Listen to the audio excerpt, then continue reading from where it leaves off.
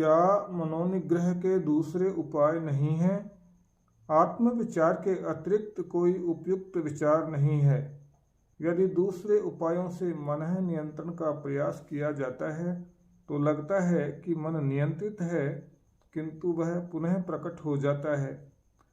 प्राणायाम के द्वारा भी मन स्थिर हो जाएगा, किंतु वह तभी तक नियंत्रित रहेगा जब तक कि प्राण नियंत्रित है, और जब श्वसन आरंभ होता है तो मन पुनः गतिशील हो जाता है तथा संचित वासनाओं के अनुरूप भटकेगा। मन और प्राण दोनों ही का स्रोत एक ही है। निश्चित ही विचार मन का स्वरूप है। मैं का विचार मन का प्रथम विचार है और यही अहंकार है। जहाँ से अहंकार उत्पन्न होता है वहीं से श्वसन भी आरंभ होता है। इसलिए जब मन स्थिर होता है तो श्वास नियंत्रित हो जाता है, और जब श्वास नियंत्रित होता है तो मन स्थिर हो जाता है। किंतु सुषुप्ति में यद्यपि मन स्थिर रहता है, किंतु श्वास नहीं रुकता है।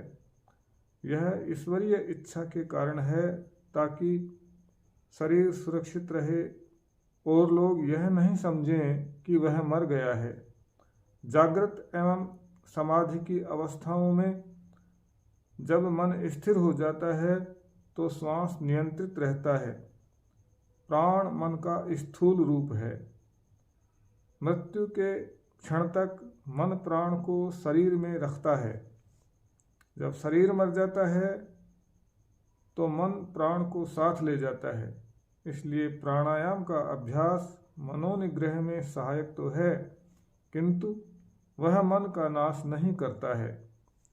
प्राणायाम की तरह मूर्ति ध्यान, मंत्र जप, आहार नियमन आदि मन को स्थिर रखने में सहायक हैं। मूर्ति ध्यान एवं मंत्र जप से मन एकाग्र हो जाता है। मन का स्वभाव है सदा चंचल रहना। जैसे सदा हिलते रहने वाले हाथी की सूंड में यदि जंजीर दे दी जाए तो वह हाथी जैसे किसी दूसरी चीज को पकड़ने का प्रयत्न किए बिना उस जंजीर को ही पकड़े चलता रहता है, उसी प्रकार मन को भी किसी नाम या रूप में अनसुक्त रहने के अभ्यास से जोड़ा जाए तो वह उसी को ग्रहण किए रहेगा। मन जब असंख्य विचारों के रूप में फैलता है तो प्रत्येक विचार अत्यंत बलहीन होता है, किंतु विचारों के लीन होते होते ही मन एकाग्र और बलवान हो जाता है।